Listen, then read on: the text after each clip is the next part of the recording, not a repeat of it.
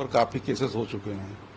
अभी different different court में different state में ये मैटर चल रहे हैं और कई के लीगल नोटिस भी आए हैं।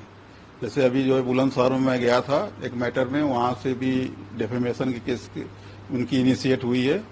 किसी ने शर्मा ने किया है, गजेंद्र कुमार शर्मा ने। एक जो है अभी आई जबलपुर से आई थी, ये 5 नवंबर को थी, उसमें भी जो है किसी ने केस फाइल किया है, एडवोकेट अमित कुमार साहू ने, तो उसमें भी सम्मन आई हुई थी। और बाकी एक आगरा में चल रहा है, उसकी भी सम्मन आने वाली है। चंडीगढ़, लखनऊ, कई जगह से हैं।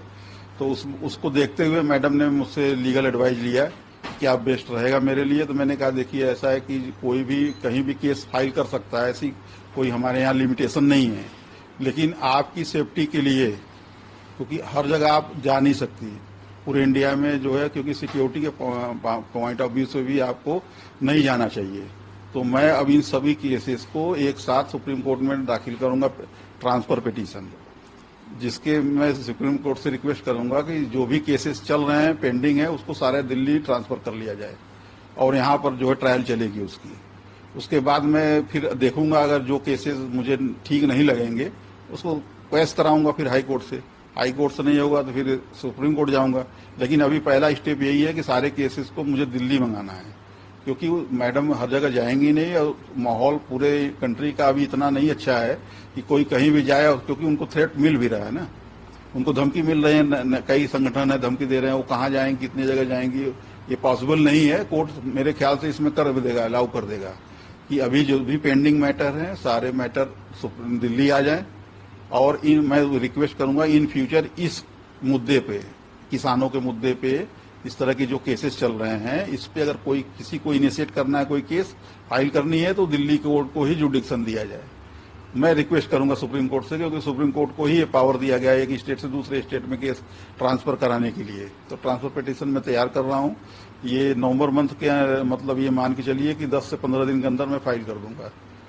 तो यही मेरा मैडम को सजेशन था। तो मैडम ने मुझे बोला कि ठीक है, आप मेरे एडवोकेट हैं, तो मेरे सारे चीज देख ही रहे हैं, तो आप इसको जो सजेस्ट कर रहे हैं इसको इम्प्लीमेंट कर दीजिए, फाइल कर दीजिए, क्योंकि मेरे लिए भी ये संभव नहीं है कि मैं कहीं भी इतने इतने जगह जा सकूं। और ये लीगली भी ठीक नहीं है कि एक ही काज ऑफ एक्शन पे 100, 25, 50 मुकदमे पड़े हैं।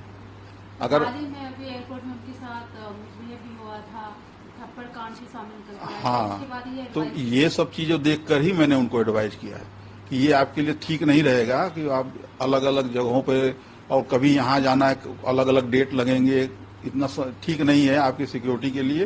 तो आप कोर्ट से इस बात को रखिए, कोर्ट इस बात को समझेगी कि ठीक बात है, ट्रायल चलानी है चलाइए, आप ट्रायल चलाइए, यहाँ चलाइए, दिल्ली में चला लीजिए।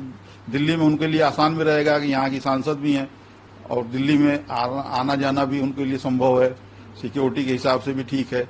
अब छोटे छोटे जो है शहर है, मान लीजिए मध्य प्रदेश है, छत्तीसगढ़ है, कहाँ कहाँ है, तो छोटे छोटे स्टेट में इतना संभव नहीं है कि इतनी सिक्योरिटी मिले।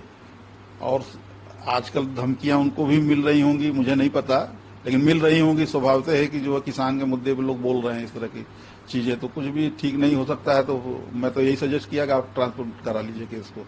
तो उस पर वो एग्री हो गई कि ठीक है, आप बना करके उसको फाइल कीजिए, कोर्ट से अपना बात समझाइए और कोर्ट का ऑर्डर लेके आइए। इसकी तारीख तो एग्जैक्ट नहीं बता सकता, लेकिन हाँ विद इन 10 डेज तो फाइल कर ही दूंगा। तारीख एग्जैक्ट नहीं बता सकता ना, क्योंकि तैयार हो जाएगी तो मैं फाइल कर दूंगा, और फाइल करने के बाद वो फिर अपनी रजिस्ट्री देखेगी कब लिस्ट करनी है मैटर को।